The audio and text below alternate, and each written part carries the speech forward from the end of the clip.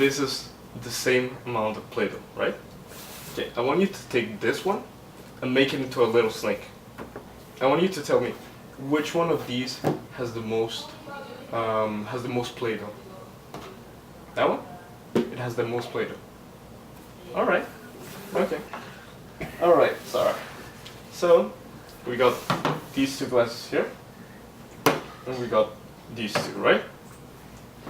What I want you to do is that we're gonna take this delicious Jello that's gonna be yours afterwards, and I want you to pour the same amount of Jello in each of these glasses.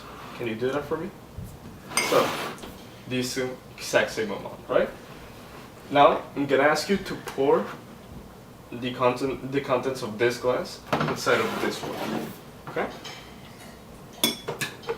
That's perfect. All right. So tell me, if you're really, really hungry, which one of these two you would you eat? This one? Why? Because it has more? It has more Jello than this one, right? Okay, perfect. Can you pour the Jello here again? Pour it back. There we go. There you go. Now, the same amount of Jello that was here, now it's the same amount as there's here, right? Okay. Do the two still have the same amount of Jello? Or does one have less? Or is it the same? Yeah, No? Which one has more? This one? The one we didn't touch? Oh yeah? Okay. Perfect. Doesn't matter.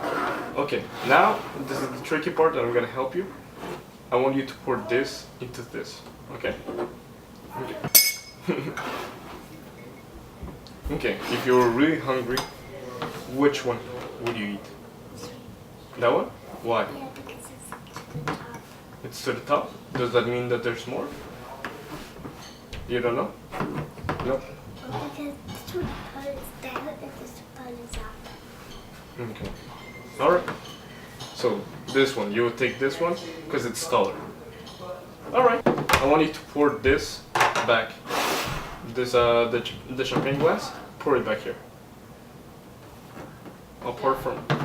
Now, Sarah, tell me which one of these has the most Jello? That one? Or is it the same? Or this one has more? First of all, I want you to describe what do you see in front of you. You see everything, right? So you see this car, this, and this, right? Alright, now I want you to tell me what Mr. Froggy sees. He sees this guy behind here? Yeah. Okay, what else does he see? Does he not see something that you see? What doesn't he see? Oh yeah. Come on, let's go around the back. Let's come here. Yeah, you're right. Tu pourrais prendre cette boule-là puis me faire deux boules avec. Fait que tu la sépares pour qu'il y ait deux boules égales. Fait que tu es d'accord avec moi que dans ces deux boules-là, il y a la même quantité de pâte à modeler. Ouais? Ok. Là, je vais te demander d'en prendre une des deux puis de faire un serpent avec. Ok. Maintenant, quel des deux a le plus de pâte à modeler? Ça. Celle-là, il y a le plus de pâte à modeler?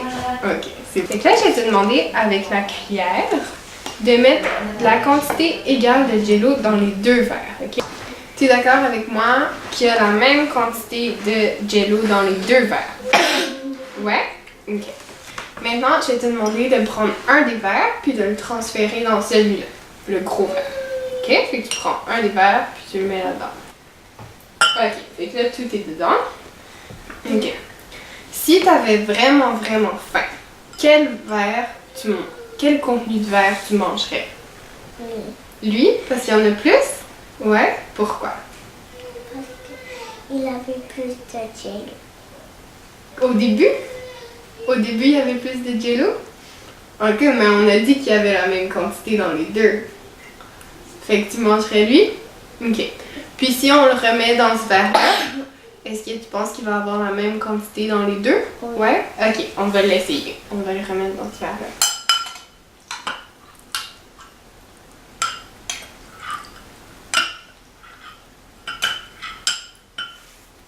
Ok. Là, il y a la même quantité dans les deux. Ok. On va faire la même chose, mais on va le mettre dans ce verre-ci. On lève. Tu peux laisser dedans.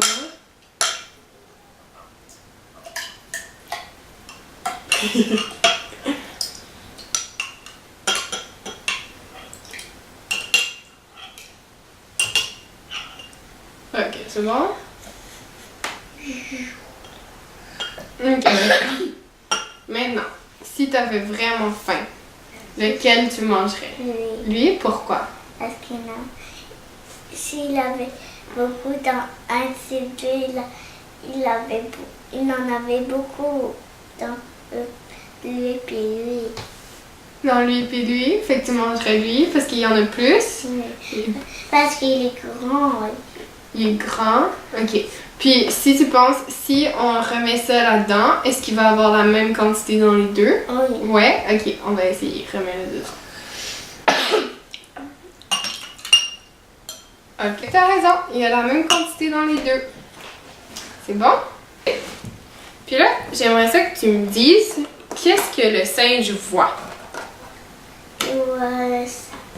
Il voit ça, il voit tout ça, Oui. il voit tout ça. Est-ce que tu peux être un petit peu plus précis? Est-ce qu'il voit cette tuto-là? Il voit tout ça? Ouais? Tout. Ok. Ok, viens avec moi. Je vais te demander de te lever. Puis là, je vais te demander de t'asseoir à la place du singe. Ok. Fait que tu vois comment lui il voyait. Fait que tu vois qu'il voit pas cette auto-là. Non. Non, il voit pas. Tu sais, sa vision, il voit ça, toi tu la voyais pas. Fait que sa vision est différente. Ouais? Ok? Là, je vais te demander de retourner t'asseoir où est-ce que tu étais. Où est-ce que tu étais? Puis, moi aussi, j'étais pour voir l'araignée. Puis là, je vais te demander de me dire qu'est-ce que le singe il voit, vu que tu viens juste de Et voir. voir ça. Il voit le taux, il voit le cube. Ok, parfait. C'est tout.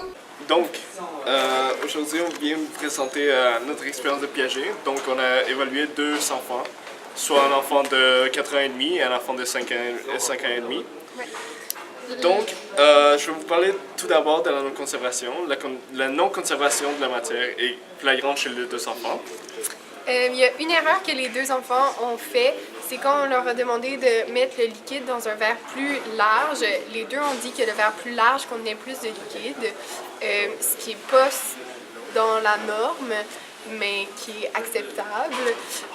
On pense que cette erreur-là, c'est peut-être parce que notre verre n'était pas assez large, donc la différence n'était pas assez remarquée. C'est ça qui expliquerait que c'était la même erreur chez les deux enfants. Aussi, l'enfant le plus vieux, il était encore limité par l'irréversibilité, mais pas le plus jeune. Mais on peut expliquer ce fait-là parce qu'ils ont juste 1 an de différence, mais c'est ça. OK. Et donc, quant à l'égocentrisme est présent chez l'enfant le plus jeune, qu'elle n'est pas capable de se placer à la place de la poupée. Cependant, une fois qu'Alex lui fait remarquer, lui fait tourner autour de la table pour lui montrer le point de vue de la poupée, il est capable de dire ce que la poupée voit vraiment. Voilà, aussi, tout au long de l'expérience, notre marge d'erreur, c'est que nous, veut pas, nos mouvements, puis ce qu'on disait, ça les amenait à penser puis à agir d'une certaine façon. Donc, juste en pointant le verre le plus long ou le plus large, c'est sûr qu'ils ont été influencés par ça. Fait que c'est ça. Puis nous, c'était des réflexes inconscients. Voilà. Merci.